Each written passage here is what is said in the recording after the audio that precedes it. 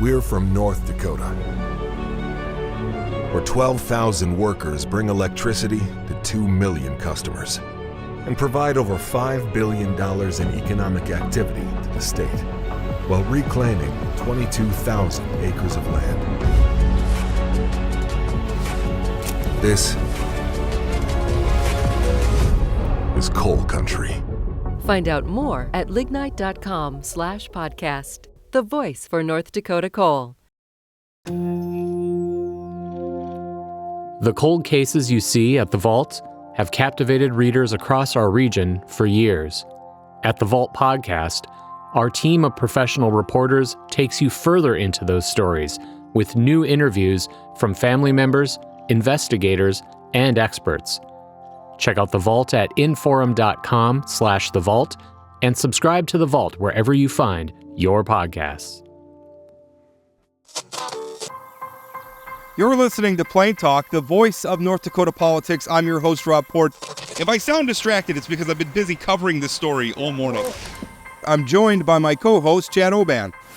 He's right of center, I'm left of center, both sides of the political spectrum. I think it's cathartic. I think it's a necessary and proper debate. I'm glad we're having it. And honestly, we have to do better. Okay, I don't know why I'm getting blamed for this, right?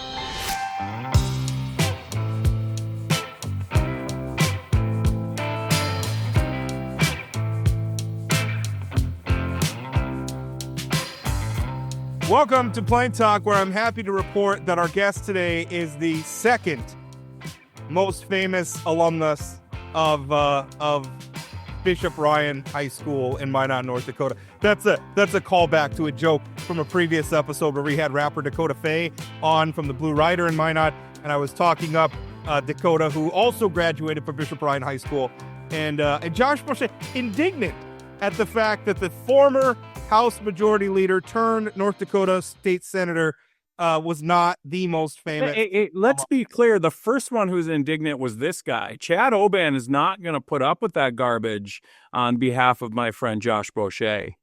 Oh, I appreciate all of you fighting for my standing with Bishop Ryan High School, but I think after my votes this session on vouchers, I'm not going to be getting any alumni awards. You're not going to be in the Hall soon. of Fame up there at Right. Bishop Ryan.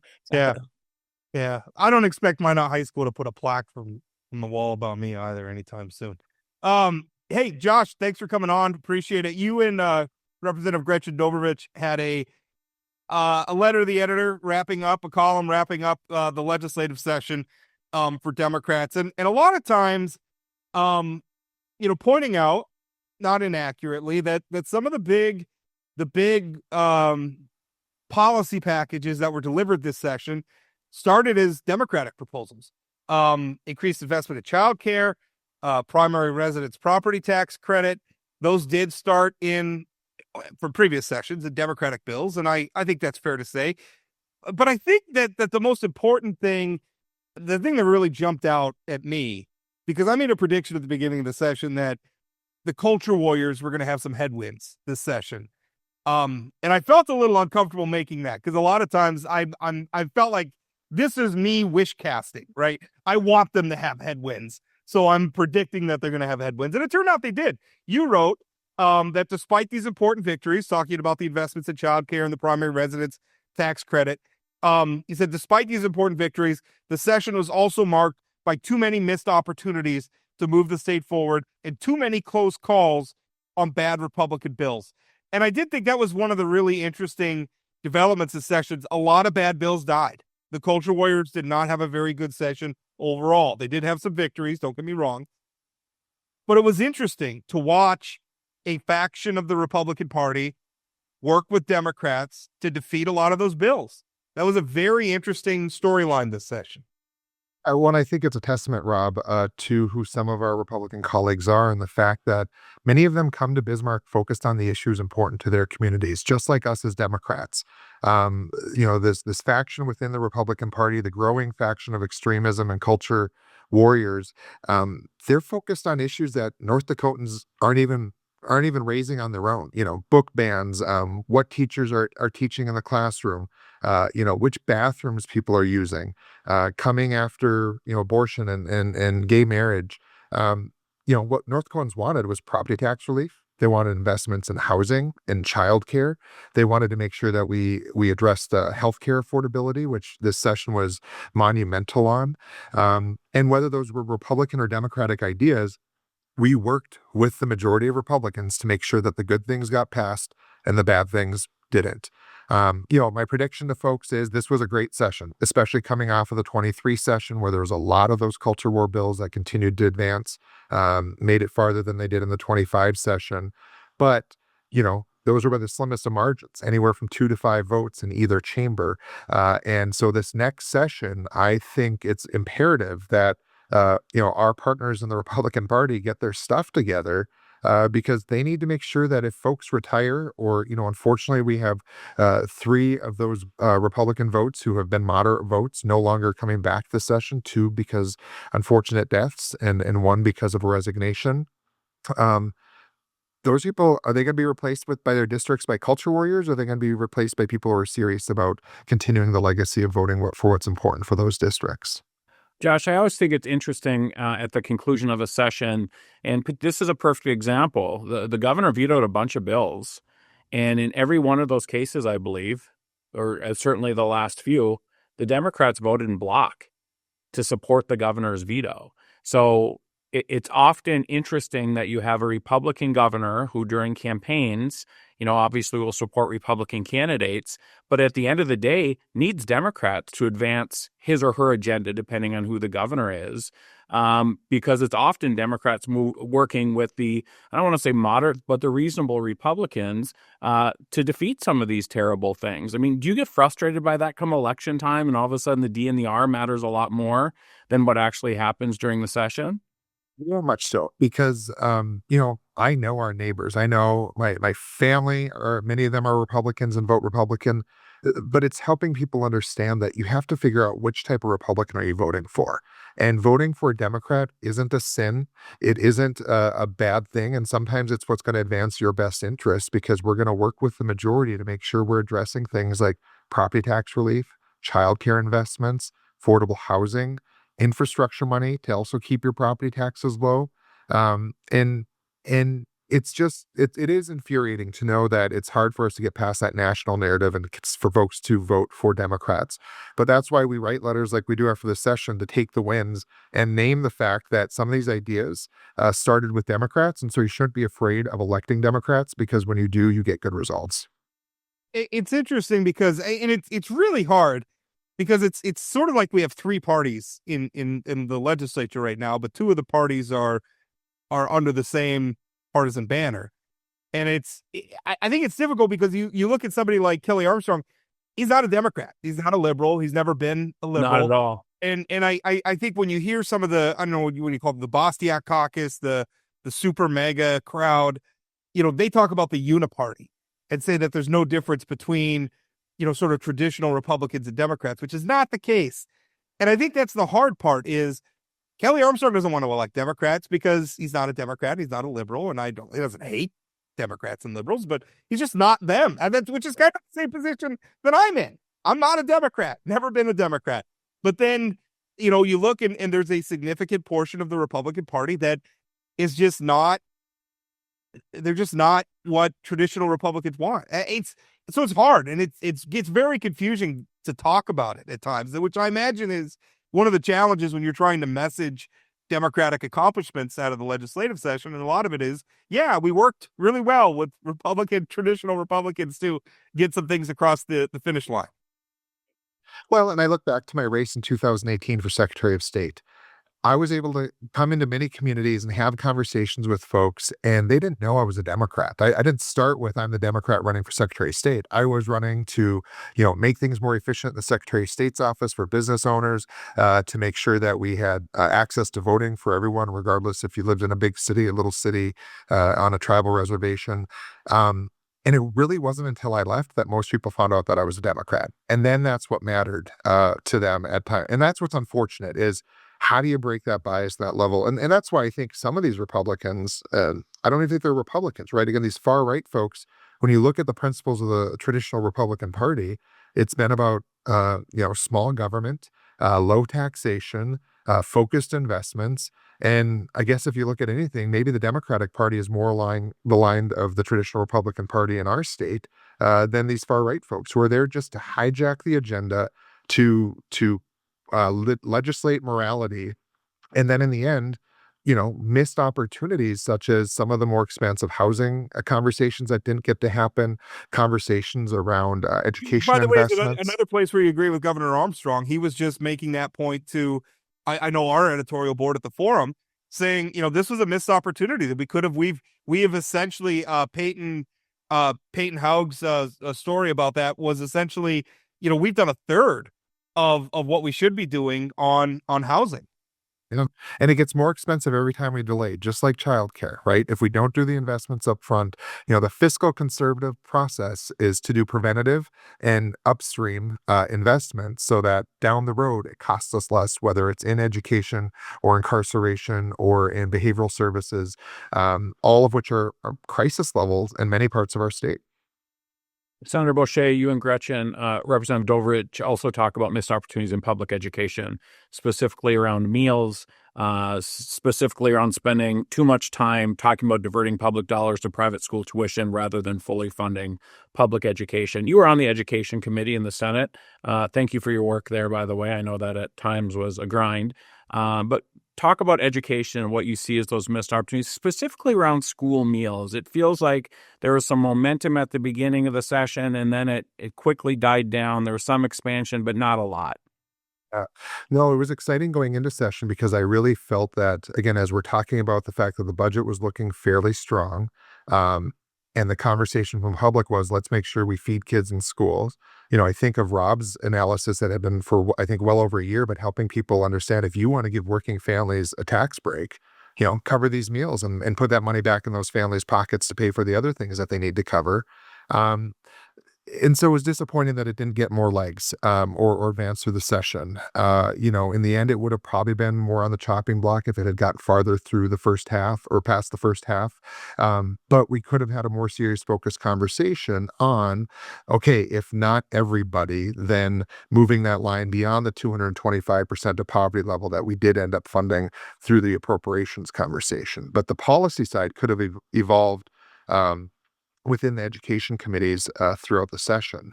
But a lot of that did get drowned out by talking about vouchers and education savings accounts. But in that same vein, the other conversations that got drowned out that I know we're going to hear from school districts, from parents and students about is, we were told, for those of us that were trying to advance increased support for multilanguage learner funding, because every community throughout our state is now having people from multiple countries in their school district, special education funding. We were told, let's put those on the back burner. We're going to get a 3 and 3 per pupil increase, and then the schools can prioritize their needs. And in the end, we only got a 2.5 and a 2.5, which we know is not going to keep up with things like healthcare costs and other things that these school districts are going to face. So my concern is, again, because we spent all this time talking about things that weren't necessarily the priorities of North Dakotans, we didn't get to address the priorities that we hear about every day when we go back to our communities. Let's switch gears and talk about, I think, what everybody agreed was a priority of North Dakota voters, which is property tax reform and relief. You sound pretty positive about the package that we ultimately kicked out. Tell us a little bit about that. What do you like about it? And are there any problems you see? What excites me about it is, as a real estate agent, how much this is going to help make housing more affordable throughout our state. So it lets us become more competitive. If we're taking from the bottom up, this was a progressive tax plan from the beginning. When Governor Armstrong announced it, I can't remember if it was the state of the state or his budget address, but I just got excited because, again, similar to what we've been able to push as Democrats on the majority party with our income tax policies, let's start from the bottom up. Let's wipe out from the bottom up.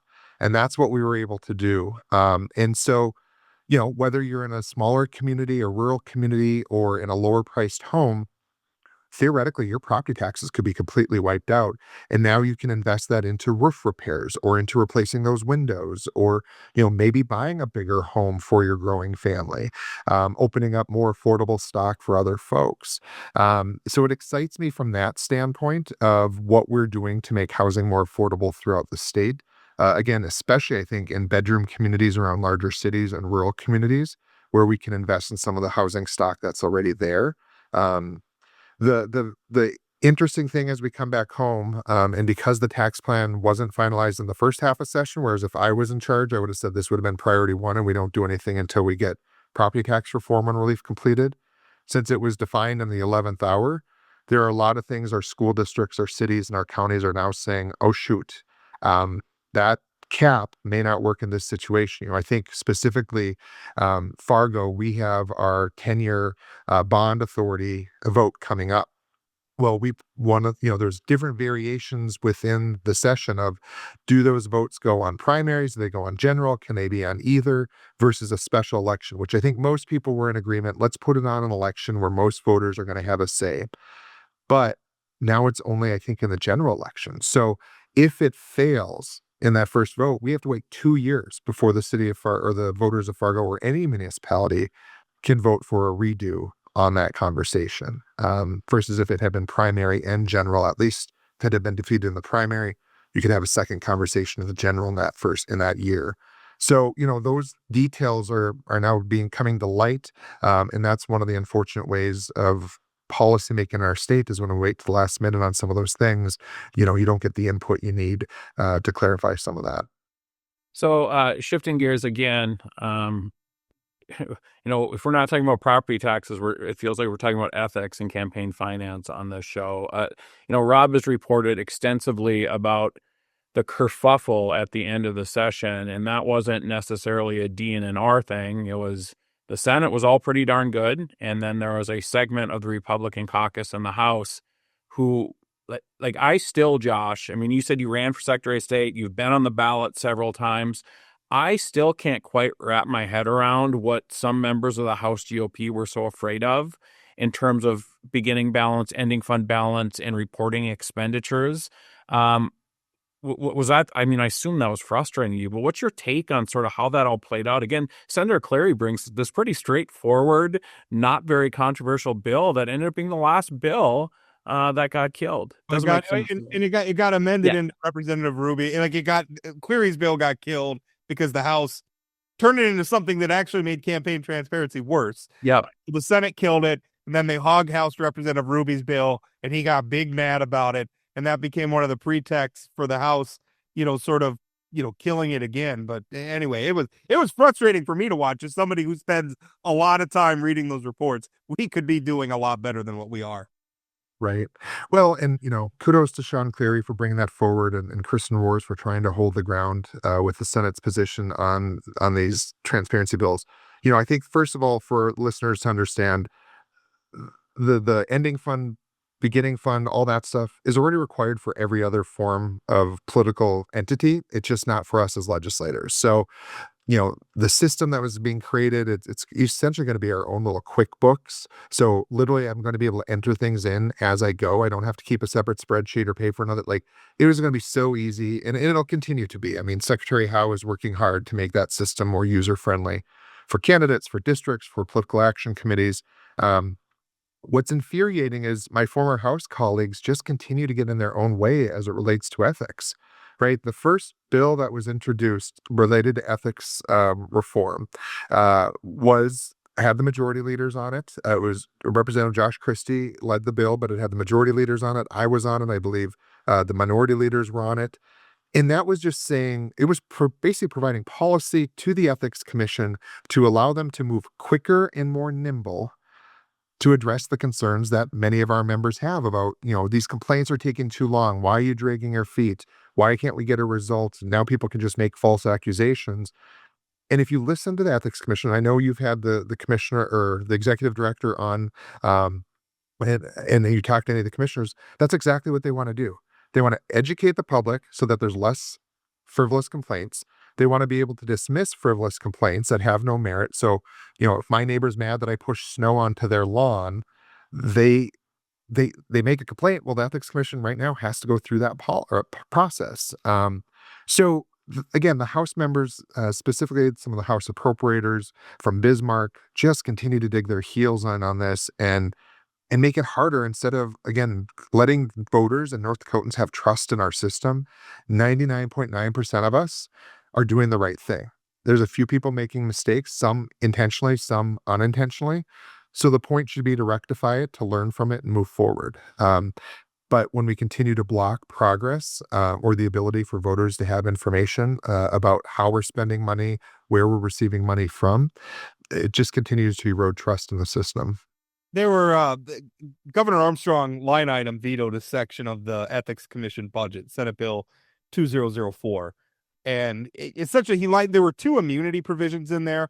One, I think, and the governor let stand, I think was reasonable in that it allowed, basically, if you follow the rules, you're not going to get prosecuted for voting for a bill that touches on how you make your living in the world. I thought that was fine. But the other was a more broad categorical immunity, where it basically says if you're a lawmaker, you're immune from prosecution for these things. He said that went too far, but he made a statement in the veto message that I thought was really great about this overall issue.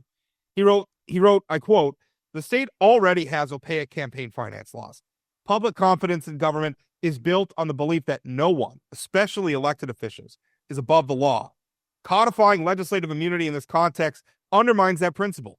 Moreover, this immunity provision sends the wrong message to North Dakotans that legislative disclosure, however minimal or selective, is enough to avoid legal consequences that any private citizen would face under similar circumstances." And then he concluded, he says, "I urge the Legislative Assembly to reconsider granting categorical immunity to its members and return next legislative session with mechanisms for enforcing accountability and earning back public trust." Now, I think the Ethics Commission has grounds to sue across multiple issues. One, we have a constitutional right to campaign finance laws. I mean, that's part of the Ethics Amendment. It's in there. It gets overlooked, but it's real. It's there. It's part of the law.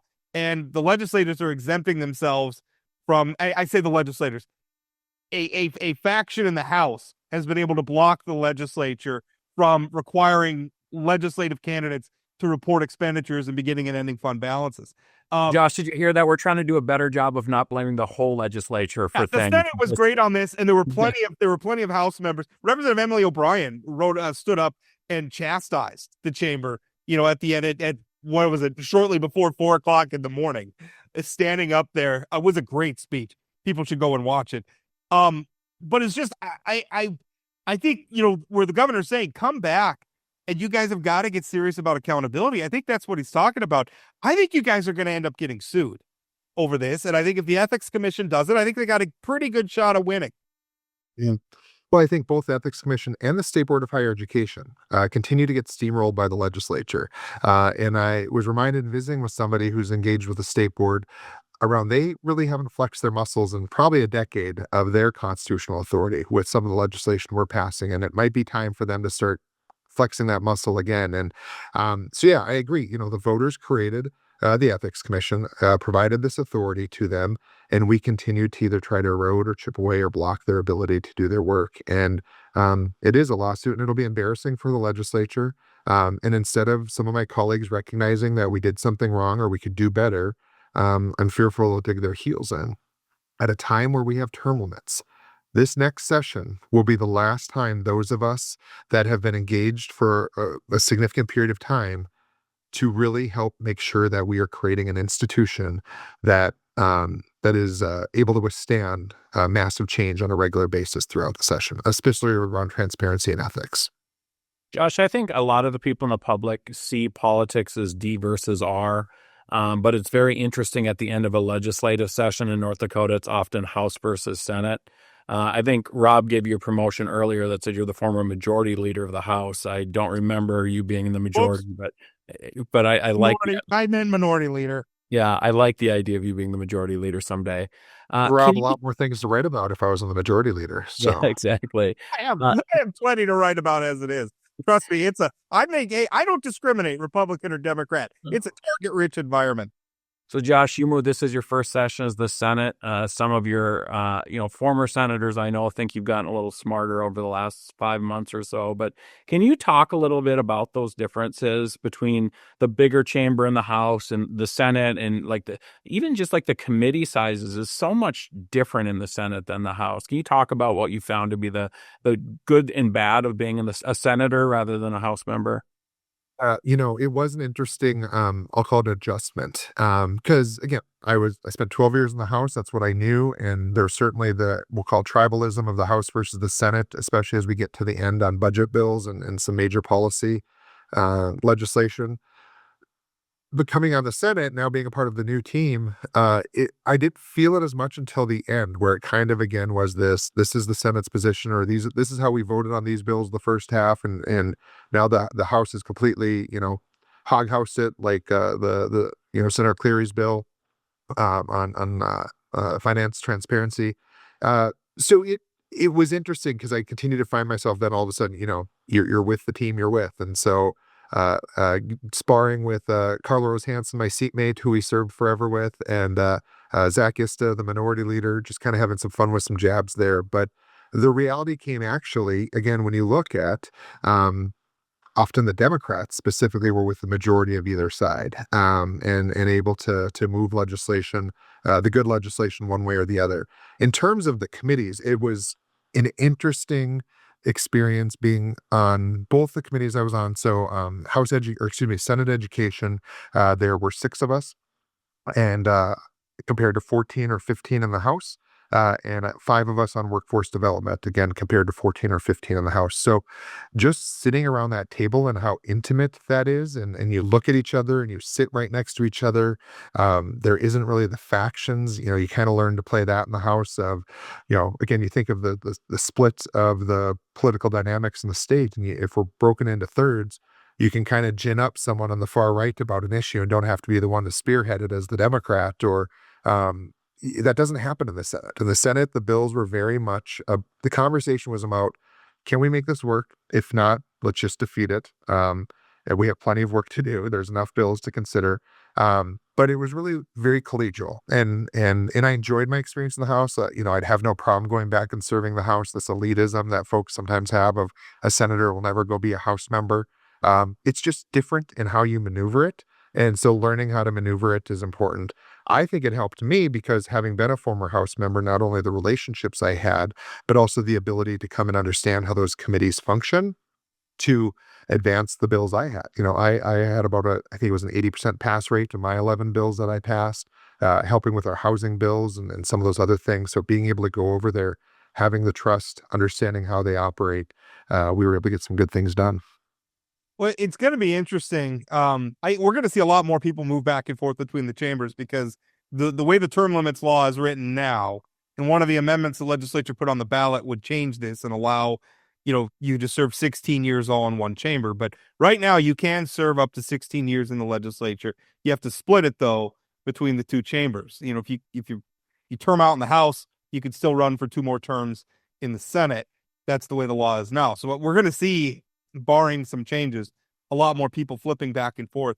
But speaking about the term limits thing, I feel like that's going to put us in a position where the voters really have to start thinking about some of the choices they're making. Because right now, I feel like the electorate has been able to indulge themselves some of their more extreme political positions because there's been enough long-term members of the legislature around to kind of keep things on track.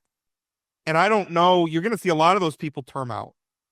I don't know who's going to replace them because I don't know if you've noticed the candidate selection process within the Republican Party is utter chaos. To the point where I don't even know how much the party is going to matter this year. Anyway, that's a whole other show. It's going to be really interesting because at some point, if it gets the critical mass of lawmakers who are just going to be obsessed with bathrooms and books and everything else, and we start ignoring snowplows and schools and housing and some of these other things, that's going to really hurt. I mean, right now, I think we can indulge it and it doesn't really hurt North Dakotans because there's still enough people there who are getting enough done where we're not feeling it. But at some point, if things continue as they are, I think we're going to start to feel it. Do you agree? Completely agree. I just look at the budgeting process and how we work with the agencies. The development of new programs, Recovery Reinvented. That was multi-legislative sessions of starting with some investments, trial and error, seeing what works, adjusting and growing. The investment in things like the state hospital or DOCR resources. Those are multi-legislative session maneuvering. and commitments being made.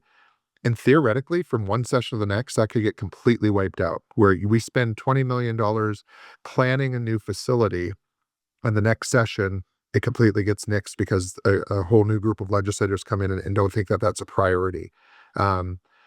You then think about the fact that we are coming back into probably a much more aggressive budget than we've had when we look at the change in oil prices, the potential of commodity prices within the agriculture sector. We've reduced taxes, right? So 55% of our budget is oil dependent. We've reduced income tax significantly. We've reduced property tax.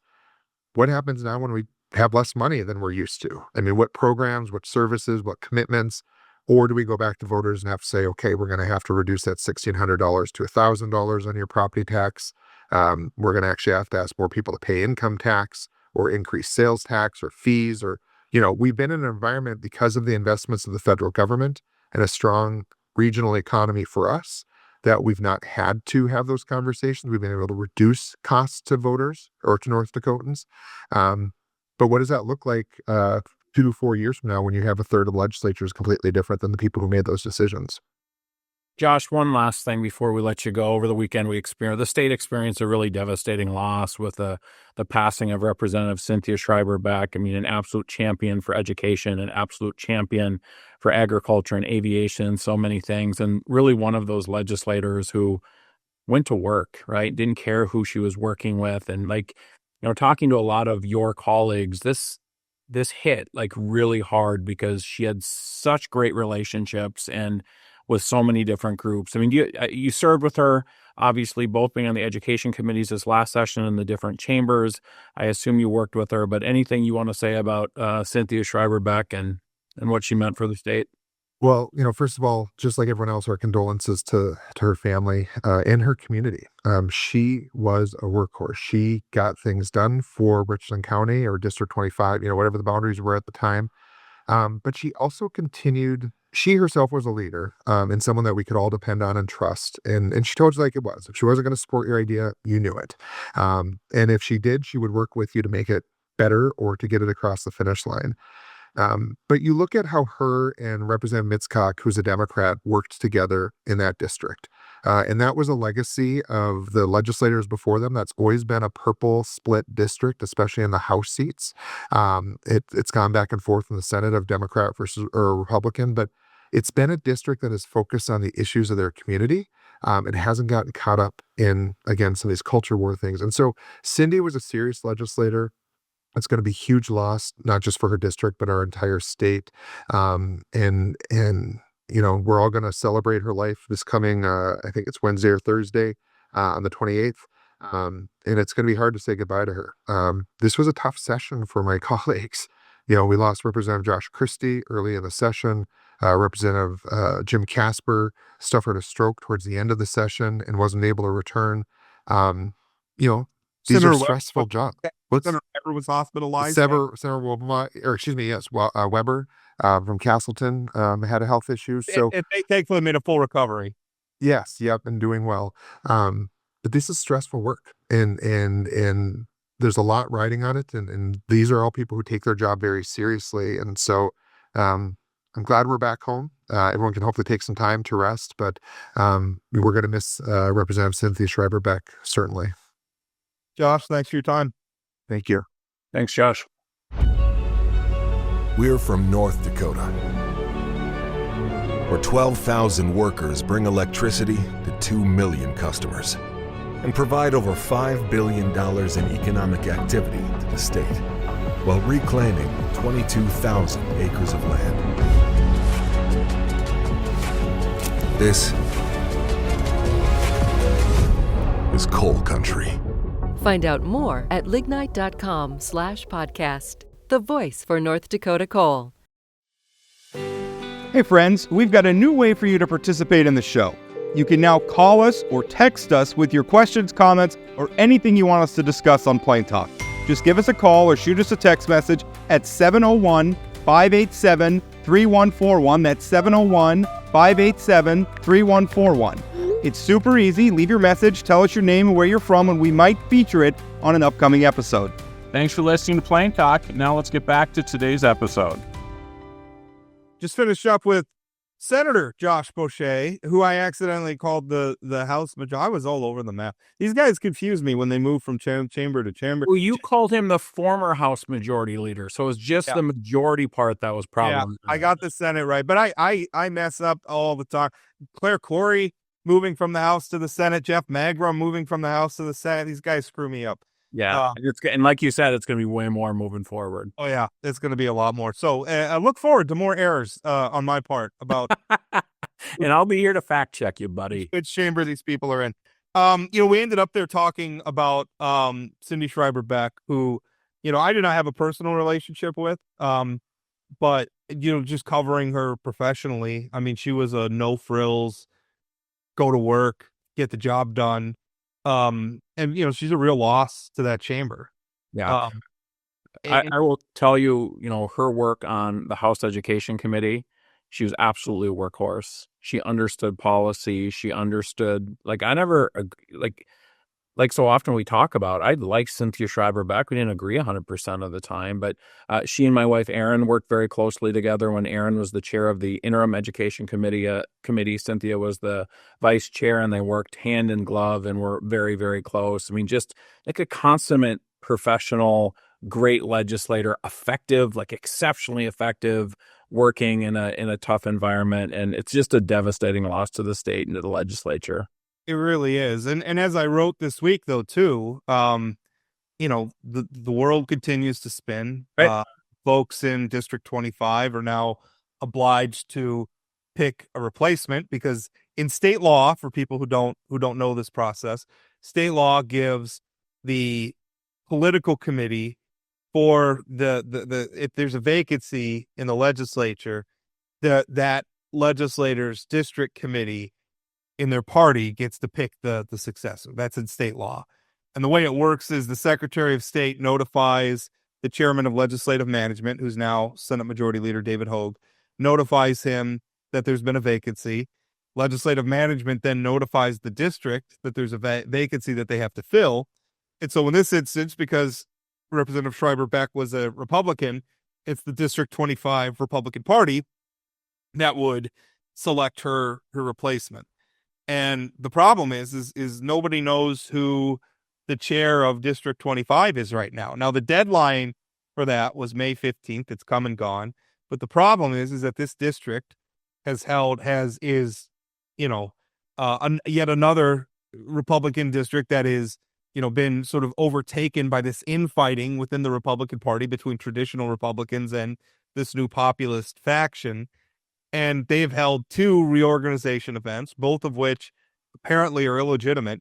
The first one elected Ann Smith, who I think was a friend of Cindy Schreiber Beck's and definitely in the traditional Republican mold. She won the first one, but at that one, they apparently used proxy voting, which I know District 25 has used in the past. But apparently it's not kosher anymore. So that one got thrown out. There was a second one that was pretty sparsely attended, organized by outgoing chair Eric Nygren. That one elected a gentleman by the name of Matt Evans, who was participating in that now infamous North Dakota Young Republicans group chat, where was rampant with unapologetic homophobia and anti-Semitic tropes and outright racism. He was elected and very much from the populist faction of the party. So at this point right now, the state law obliges the Secretary of State and the legislative management and the chair of legislative management to notify the district that there's been a vacancy. But the law makes no provision for what happens if there's nobody officially to notify. So this is all very interesting in the sense of, right. So right now we have the Jeremy Olson seat and the Cynthia Schreiber Beck seat that are open, who are awaiting appointments to replace them. We just went through the Josh Christie appointment process. I wouldn't be surprised if there's other resignations, like during the interim, there usually are. But we've talked a lot about sort of the internal battles in the Republican Party and who's the district chair. And I mean, I assume a lot of people are listening, and I guess to me, to a certain extent, it's like, well, I know they're the majority party, but who cares who's the district chair in District 27? Turns out in these cases, it matters a lot, because you're talking about with Christie, Cynthia Schreiber Beck, and Jeremy Olson, 3 moderate traditional Republicans, And if they get replaced and expand that far right sort of caucus, it can change the dynamics in some of these very close votes. And so it does matter a lot. And in this case, when the Republican Party can't even figure out who's in charge of this district, it's chaos. I assume there's going to be some legal maneuvering at some point if this Mr. Evans tries to appoint somebody. And the other thing is, if they don't appoint somebody, then ledge management gets to appoint somebody. So you got legislators from all over the state who are then appointing a legislator for a specific district. I mean, right. So once legislative management notifies the district, the law provides they have 21 days to make an appointment. But there's no timeline for when legislative management has to notify the district. So that's kind of complicating. But also, how do you start that clock ticking if you don't know who to notify? Right. That's part of the problem here. And what's driving this is there's a section in state law that was put in there by Representative Jim Casper, which essentially says that and I've written about this before. That's kind of the ironic thing is before Representative Schreiber Beck passed away, I was writing about the chaos in this district. Right. From the perspective that the Republican process for selecting local party leadership and statewide leadership, and then, by the way, these are the people who preside over the process by which the party endorses its candidates. I know the June primary is the official one, but that party endorsement counts for a lot in that primary. And the process for it is completely corrupted, completely out of hand. And part of the problem is it's literally written in state law that the state NDGOP cannot establish bylaws for the local party. So what you have is, because the NDGOP just can't come up with a set of rules and say, these are the rules that are going to govern the districts and how the districts select chairs and vice chairs and secretaries and all that stuff and how they endorse candidates. They can't just come up with a set of rules and post it on their website and say, these are the rules for everybody. Every district comes up with its own bylaws, which is why you have weirdness where some districts allow proxy voting, where people who don't show up to the convention can have somebody else vote for them. Some districts won't share their rules with people. Some districts require you to be a party member for a certain amount of time before you're allowed to participate. And a lot of this is being done not to bring people in or to be just reasonable process. It's to lock people out. It's created a situation where the rules are flexible and they can hide the rules and basically lock people out. I've talked to volunteer district chairs who say people are showing up and shoving cameras in their face, trying to catch them saying something or doing something that can then be turned around to try to disqualify their meetings. It is complete chaos. And I think that's two problems for the Republican Party. First of all, it produces outcomes like in District 25, where I guess the outcome is there's no outcome. And supposedly maybe the NDGOP state party is going to resolve it at some point. I have no idea. I don't have any insight into that process. But then also, why would people want to give up their time? These are volunteers. These are just people who are interested in politics and want to get involved in the process, and I commend them for that impulse. But why would you want to get involved in a process like this? So I would just say that I hope the way that this plays out is that the people in District 25 and the GOP factions recognize the legacy of Cynthia Schreiber Beck and do right by that legacy and don't mess with this process and appoint somebody who's dramatically different than Cynthia Schreiber Beck. But yet that's what happened with Josh Christie. You got some. No, I agree. I'm not saying it. I'm saying what I want to happen and that I hope will happen. And maybe that's naive, but I mean, here's a legislator with a lot of legacy. Let's not ruin that legacy, not ruin it, but sort of disparage it by having an ugly process here. Figure your stuff out. And part of my criticism here is really all of my criticism here is not so much about the outcomes that I want. I mean, obviously, there's a certain type of lawmaker that I prefer, right? But it's not. It's really about like upstream from that. This process sucks. Right. It's terrible. It's not transparent. There's not accountability. It is ripe for corruption and all sorts of problems. And it's running rampant. And all we want is fairness and everybody to play by the same set of rules. If somebody that I don't like ends up getting appointed to a fair and transparent process, then that's politics, right? That's just the way it goes sometimes. But if it's not a fair and transparent process, I mean, there's a point at which, the state law gives the political parties, because a lot of times people will say, well, the political party is a private organization, so why should I say that. you say that? I say that too. But the thing is, the law does give the parties, the authority to place candidates on the ballot. They have ballot access, and also, that they get the partisan designation and everything on the ballot. So the state gives them certain privileges and certain status. And so in exchange for that, the state governs the process through the law. Now, part of me thinks, if this is how it's going to be in the Republican Party, then maybe wipe all that out and the parties take it all away. Take it all away. Just take it all away. You can figure out whatever you want to do, and it'll just be the June primary where people will run. I want to be the Republican candidate. I want to be the Democratic candidate. I want to be the Libertarian candidate. Whenever it is, you just run on the June primary, and the voters will decide. And then maybe that coupled with some voter registration, so at least there's some partisan buy-in where you don't have people playing games and swinging elections by. And not just voter registration, but partisan voter registration. Partisan voter registration. Yeah. Like if you're a Republican, you have to register as a Republican and say, I'm a Republican. And then that's the primary you're going to vote in. And if you don't want to register, then don't. But then you don't get to decide who the party's candidates are. You get to vote in November. Right. I don't see a problem with that. But this process is terrible. It sucks. There's weak leadership in the Republican Party. And the funny thing is, when this populist faction kind of started, this was what they accused the quote unquote establishment of doing, that it was corrupt and everything else. And now look at what's happening. Meet the new boss, same as the old boss.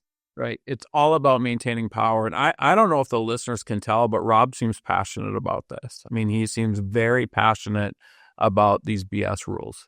Well, for two reasons. One, it really matters on who are the candidates who represent the Republican Party on the ballot. I want traditional conservatives there because that's what I am. Yep. And this process is being gamed to lock out traditional conservatives because the populists, they don't have the numbers on the June primary ballot. I think their version of republicanism or conservatism is not where a majority of North Dakotans are at. And so this is how they win, is by playing these games, and then they get to use a brand that in the voters' mind stands for something different. They're going to destroy the Republican Party this way. And part of the reason I'm so animated about this is I don't want Democrats to gain from this because I'm still a conservative Republican. And as much as I like and admire people like Josh Boschee, for the most part, he's with me on a lot of things, but I would prefer traditional conservative Republicans. So eventually this is going to cost the Republican Party. Yeah, and I would suggest for the short term, if we have a handful more Democrats elected to the legislature, it actually helps the agenda that you're trying to push. I don't disagree. Republicans need, part of the reasons why they're indulging in this stuff is because there's no consequences from the vote. And there needs to be some consequences for the voters for them to get their poop in a group. But the Boschee at the far right, they didn't accomplish a whole heck of a lot this session. They really did. And so maybe there is some ramifications for the routes they're taking. And I think they're going to continue to lose. I think when they try to put a new property tax measure on the ballot, whether it's Representative Lauser, although he kind of seems to be going a little lukewarm on that, or another version of last year's Measure 4, I think they're going to lose again because this was good property tax reform that I think is not going to address all the problems people have. And there's going to be some headaches. And I know you want to talk about some of Mike carping about local governments, but I think it's good reform it's really going to put some oil on the waters of that property tax turbulence. Before I get into criticizing you, I do want to talk about, I do think often, like when we're talking about initiated measures and constitutional measures, it's easy to just say, I'm going to do this. But then when you actually sit down and figure out how to do it, it's super hard, right? It's super expensive. It's super time expensive, and so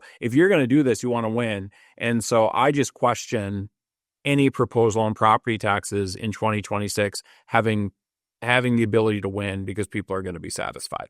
Yeah. Okay, so my only criticism of your column is...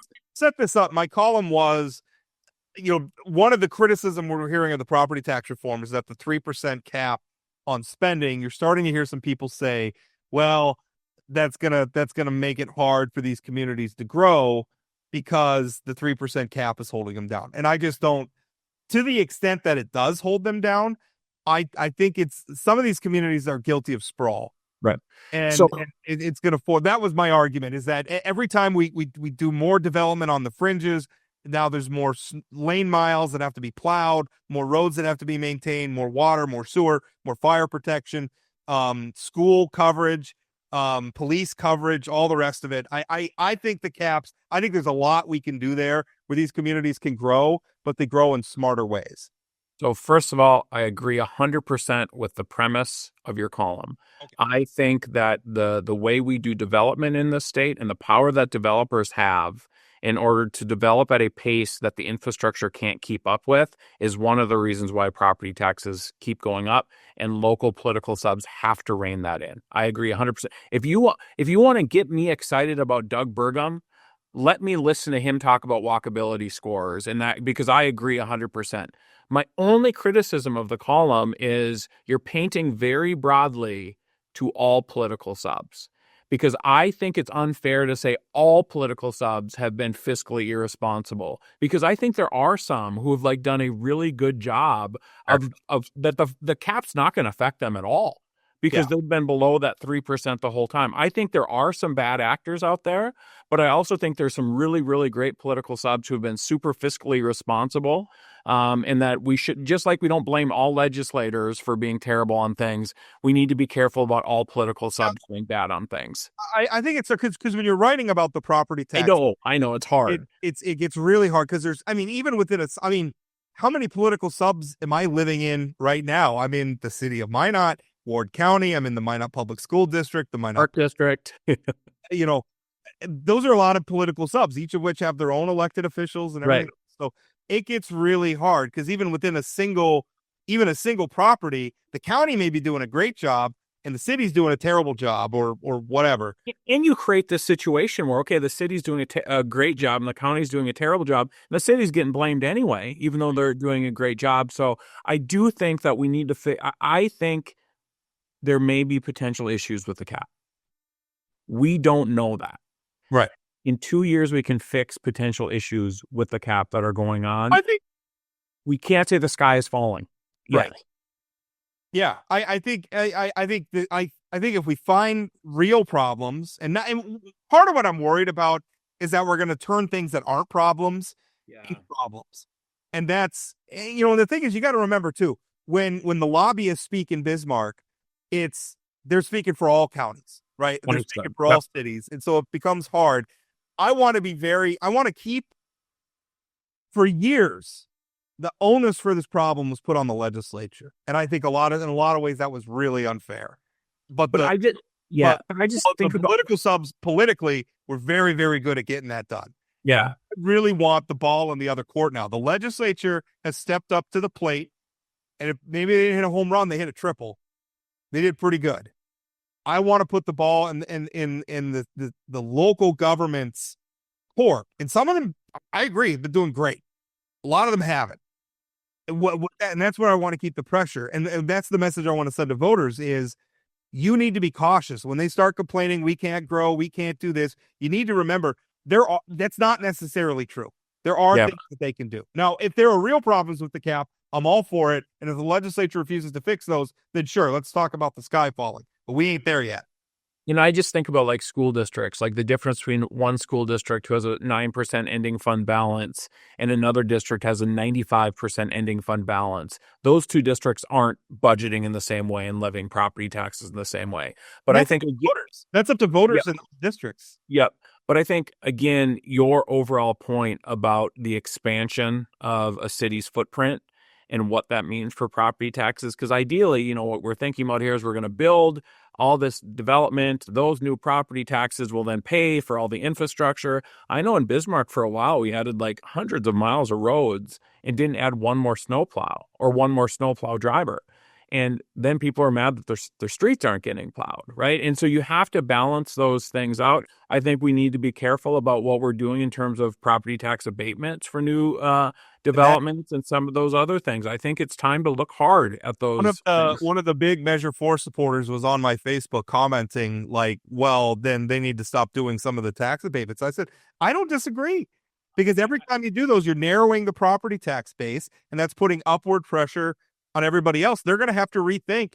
They've been very generous with Yep. a lot of those tax abatements in the past. They're going to have to rethink some of that. And I'm not saying let's throw it all up, but let's do a deeper analysis of what's working and what's not working. It's got to be priced appropriately.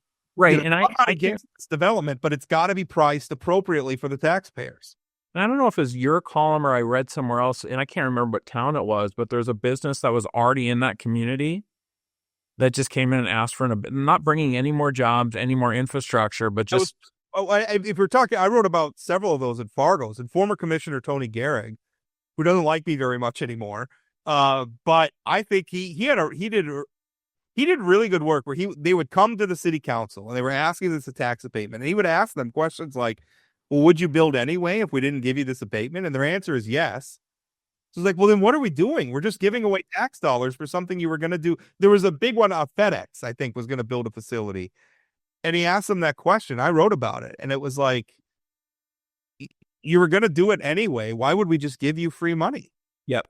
And again, like that sort of wing of the conservative movement that like Tony Gehrig, I don't like generally agree with them. But that doesn't mean they're wrong all the time. Good points on that. I thought the Measure 4 people have always made, I think, some really good points about tax abatements and things like that. They're not wrong about those things. And I during the Measure 4 debate, he and Gehrig and I we did like a little debate for a community group. It was like 7 people. It was really an awkward sort of environment to debate.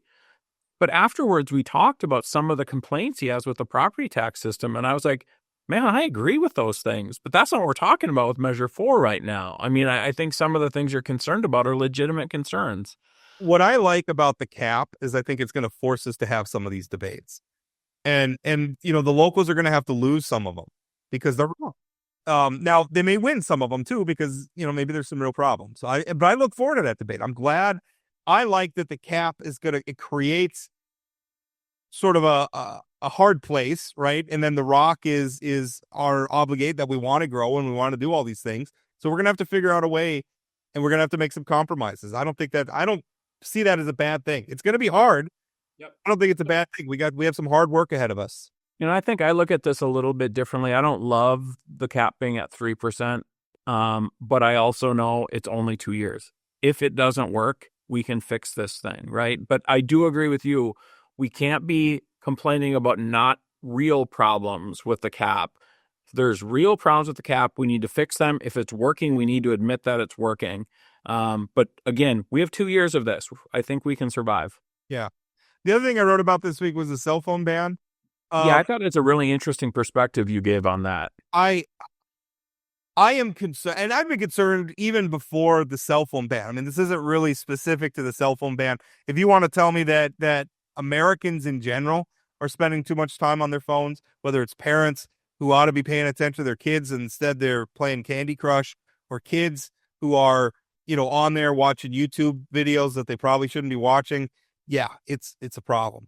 But I remember when television was going to rot our brains. I remember when video game was going to, I think there's some moral panic going on, but also I think sometimes, again, and we talked about this with Nick Archuleta when he was on, we talked about this with the guy from Anxious Generation when he was on. I really worry about putting the onus on teachers to fix these problems. And I feel that's what this cell phone ban does, is it really puts it on the back of schools. And if it works, if it doesn't work, we're going to blame educators. I don't think that's fair. This stuff's got to start at home. Yeah, so a couple things on that. I just read an article about a group of metalheads from like back in the 80s, the group of kids that Tipper Gore and others were trying to protect from bad records. And there's a study of how those kids ended up as adults. And guess what? They all ended up fine. They ended up like every other group of kids. The kids are all right. Yeah, I remember. I remember it was so intense because I was playing Doom and listening to Ozzy Osbourne and Megadeth. I was playing Grand Theft Auto. I remember the first Grand Theft Auto where it was like a top-down 2D map. It was crazy, right? Yeah. I'm of that generation, and I feel like I turned out okay. Yeah, well, I mean, we're not going to have that debate. We don't have time for that, but I do. So I think your point of your column has some merit. But I think the flip side of this is by having a statewide ban, does it actually protect teachers from not having to always be the person who's saying yes or no to something? That you can, I mean, a school can say it's the governor, right? The district can say it's the governor. Here's what I want. I want building administrators and I want district administrators to have the back of the teachers and stand up when parents are coming in and saying, why'd you take Johnny's cell phone? I needed to pick him up or whatever. I think we can do this, but I think it's going to take really, really strong leadership so we don't end up in the position that you're talking about right there, where it's the teacher having to be the bad guy. Some of our difference on this a little bit is probably just a difference in philosophy, where I tend to be more maybe of the conservative / libertarian tradition, where I'm a little suspicious of top-down solutions to societal problems. A lot of times we have to inspire bottom-up solutions. Now, maybe this can be the impetus. Maybe this can be the inspiration, and it works. And I mean, if at the end of the day, we end up with better academic outcomes and better, social and cultural outcomes because, we're breaking some of this thrall that, these smartphones have, these wonderful, delightful smartphones have over us. And when you say us, you're not talking just about kids. You're talking about all of us. Listen, I have the problem too. I work. So much of my work gets done on the phone, where it's just texting people and messaging and even I have written columns from my phone. Yeah. In my car, I pulled over to the side of the road and written a column on my phone and submitted it. I mean, they're wonderful tools. Don't get me wrong. I mean, they've improved our lives in so many ways, but we do have to have a better relationship with these things. So, and I'm amazed at this bell-to-bell statewide ban. Like, it's happening all over the country. It's like all the governors got together and said, we're going to do this, because it's like every time I look at CNN or whatever, there's another state that has banned it. I mean, different ways, but it makes me think of that. Part of it makes me think of I remember back not while texting while driving was the big thing, distracted driving, and particularly cell phone use while driving. And the thing is, you drill down on the numbers, cell phones were never even close to the primary distraction problem in accidents. The national highway, it wasn't eating. It was actually other passengers. No, eating was number one, and then other passengers, and then it was the radios, and it was all these other things, or other things billboards outside the cars, which the advertising industry definitely doesn't want to talk about. Yeah. So it was all these other things, and then it was cell phones. And the thing is, it was big policy initiatives at the federal level and the state level, and we did all these things, and it really had no impact at all. And part of me kind of wonders if this isn't going to fall into that same vein, where it's very fashionable right now. I'm not convinced that this is the policy that's going to change anything. So I think the trajectory of this thing is that we're going to have a year or two where implementation is really, really difficult. And then we're going to start to see some results, and then it's going to be a no-brainer. Of course, we don't have cell phones in schools, just like we don't have teachers smoking in boiler rooms anymore in school buildings. But we'll see. Yeah. We likely won't be doing this podcast 10 years from now when we know if this is successful or not. Oh, yes, we are. Yes, we are. Jesus. Hey, I'm in your 23 of writing. I started a blog 23 years ago that I didn't think anybody would read. And man. And now it's my career. All right. We're going to go. Speaking of which, I am going to be off on a well-deserved vacation. It's Friday. Whoa. Another vacation, Rob? My God. Yeah, I know. Chad's going to dunk all over me for all the times that I have. Let's be clear. Next week when you're on vacation, I'm on vacation too. That's right. Well, so that's what it's going to be. Chad is going to be running the show on Friday. We're going to have Matt Purdue on from North Dakota Farmers Union. He's running to be the next president of that very influential, consequential group that represents one of our state's most important industries. So that's going to be very interesting interview. Jay Bell is going to be sitting in for me on that show, and then the next week, the next 2 weeks after that, we're actually going to have some reruns. We're going to put the show on hiatus a little bit as we come into the slower summer months and recover a little bit from the legislative session, let some things percolate, and then we'll be back at you. So you're going to hear Chad guest hosting the show on Friday, Then you're going to have a couple of weeks of reruns. Although one of them is not a rerun. We actually recorded a panel discussion we had at the North Dakota Professional Communicators Conference talking about, the media and some other things. Really interesting discussion. That's going to be one of the shows. That'll be some new content for you. But we will be back. So if you hear us going to reruns, we will be back for sure. And I just don't forget to go and see Rob Port at an evening with Rob Port in Fargo, North Dakota. That is Prairie Public is putting that on. That's going to be in Fargo tomorrow or not? Yeah, tomorrow. Yeah, geez, tomorrow. Okay, I got to drive to Fargo tomorrow. It's going to be tomorrow evening at 7:00. Better cut your hair. Got to look presentable. My hair is cut. I don't have a hat on. I don't know what your hair looks like. Well, I'm going to be wearing a hat tomorrow too. So perfect. Okay, perfect. That's how it works out. Matt also gave me that advice. Says you got to wear the hat. Matt's really concerned about people seeing how ridiculous my hair looks. So anyway, that's going to be Prairie Public. That'll be a lot of fun.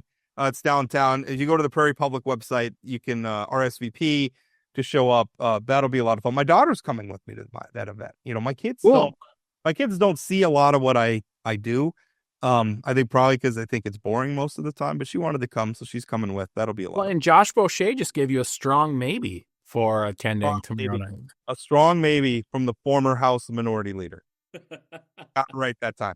All right. Thank you so much for listening. Hey, I just want to say too, over the last year or so, we've really been putting a lot of more work into the podcast with the clips. Matt came on board, really upped our production value. He's been doing all the clips. I'm really proud of what this show has been doing. I feel like we have really influenced policy discussions a lot. I feel like a lot of people who are very influential to that process are listening. And also, I'm proud of the track record, the historical record that we've created of these interviews, the short clips and everything else that's now out there. Looking forward to keep doing it. Thank you all for listening. This has been a lot of fun to do. And I really think that it's contributing in significant ways to the debate in North Dakota. Agreed 100%. I mean, and I think about how many times have we interviewed the governor of North Dakota for 30 minutes straight, asking him whatever we want, or Julie Fedorchak, or the U.S. senators or legislative leaders. Sitting down with these guys for 30 straight minutes is really, really a unique thing, not just in North Dakota, but I think around the country, to have that kind of access to ask people questions and hear what they have to say. And again, not in a way where we're debating these guys. Sometimes it turns into a debate. It's a really cool thing. And then to put it all online in a super accessible way, you could follow us, YouTube, Plain Talk ND. It's the same handle on YouTube, X, Facebook, TikTok. A lot of people engaging that way. And I think listening to candid conversations and not seeing it filtered through a commentator or even through a journalist. If you can go and you can listen to what they actually say, I think that's pretty valuable. So Stop tooting our own horn. Thank you so much for listening. We'll talk again. That's it for today on Plain Talk, the voice of North Dakota politics. Plain Talk is a production of Forum Communications Company. Got a question, comment, or suggestion? Leave us a voicemail or send us a text message at 701-587-3141. That's 701-587-3141. If you haven't subscribed to Plain Talk yet, you can find us on YouTube or your favorite podcast platform like Spotify or Apple Podcasts. For those of you who are already hooked, give us a rating or review. And don't forget to share or tell a friend. Special thanks to my co-host Chad Oban, and from myself and everyone at Plain Talk, thanks for listening.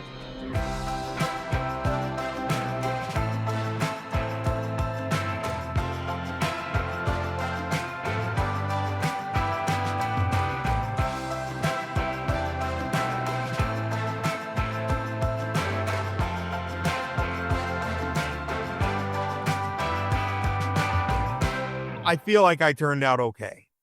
Yeah, well, I mean, we're not going to have that debate. We don't have time for that. But